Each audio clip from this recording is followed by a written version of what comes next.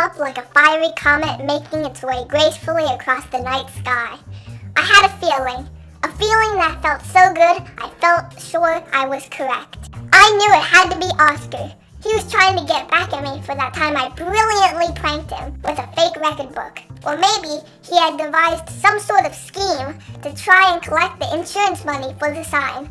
He is the Giblets treasurer after all. He knows money stuff. This note that we found at the circus led us back to where it all began, the clubhouse. Are you insane, Daniel? We never insured a $10 sign. Also, I completely forgot about that prank. Yeah, sure. If we can be serious for a moment, here's who I think is the culprit. At first, I was almost certain it was Timmy because of the blue stains all over his shirt. However, I was beginning to have second thoughts. First, Timmy was eating blueberry pie before he jumped, so that might have accounted for the blue stains all over his shirt. Also, when I was on the plane, I missed some very obvious hints made by none other than Randy himself. Randy? Who's Randy? Just some random guy I kept running into. Everywhere I went, there he was. It was almost like he knew what was gonna happen next. At first, he was subtle. On the plane, he said, "Uh-oh, I just saw Timmy's shirt, and look at all of that ink on it. That's not a good sign." I thought nothing of it at first, but then he began saying more obvious things, such as, "I came across this really cool sign the other day. It's pretty jib-tastic, and it was free.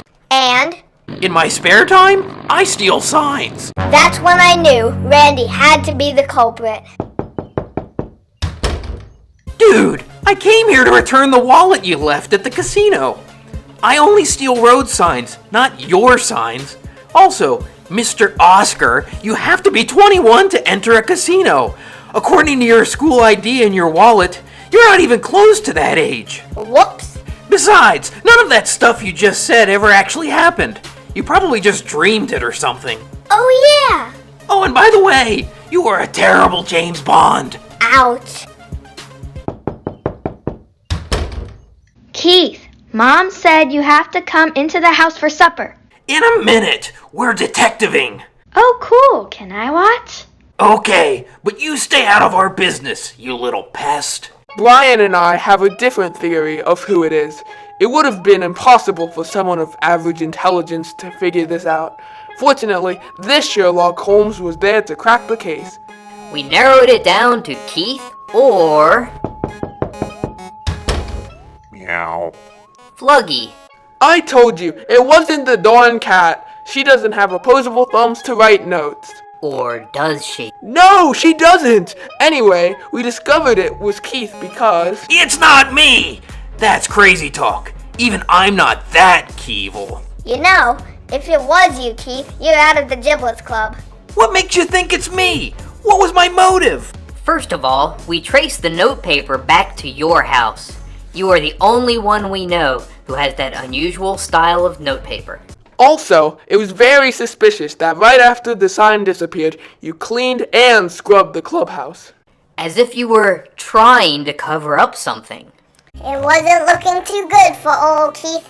Beads of sweat were forming on his guilt-laden brow. It was like tiny, terrified krill escaping the big jaws of a blue whale. Stop it! Why were you cleaning the clubhouse, Mr. Guilty? Because my little sister Katie paid me to clean it for her. Since the clubhouse is on our family's property, and since Mom lets her use half of it as her clubhouse, my mom makes us take turns cleaning it. But didn't you clean it last week? Yes, it was her turn, but this week she was eager for me to do it. Eager enough that she offered to empty out her entire little piggy bank. All $2. What? Me? I'm just cute little innocent Katie. Or is she? Of course! It wouldn't be more obvious if her name was Obvious Make Obvious Person. What does that even mean? I don't know. I'm losing my detectiving mojo now that we're about to solve the case. Why do you think it's Katie? Elementary, my dear Brian. But we're in high school. Still an amateur after all these hours. Anyway, all the clues which we thought pointed towards Keith were actually Katie. That's right! Remember what Keith told us? Katie was upset because Keith changed the name of their cat to Fluggy. Fluggy, Fluggy, Fluggy, Fluggy, Fluggy, Fluggy. She never forgave him, so she had a clear motive to get him back. That's ridiculous. And I love Fluffy's name. It's Fluggy. You be quiet.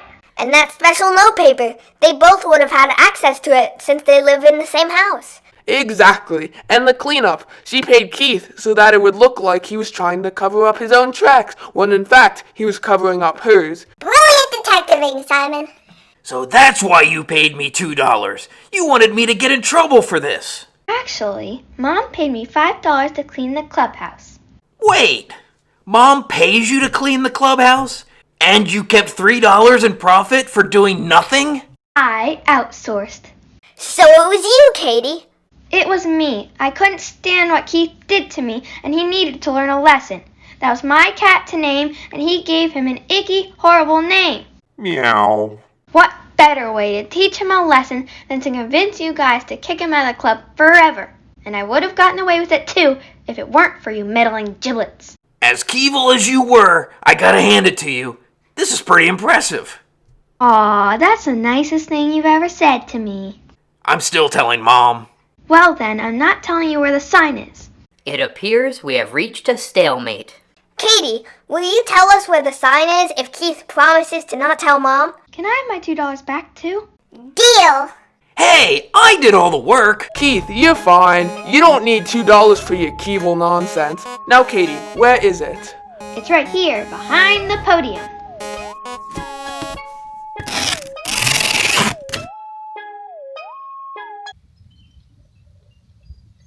Simon, how did you miss that? Whoops, that location seemed too obvious to be logical. You're too obvious to be logical. Nice one.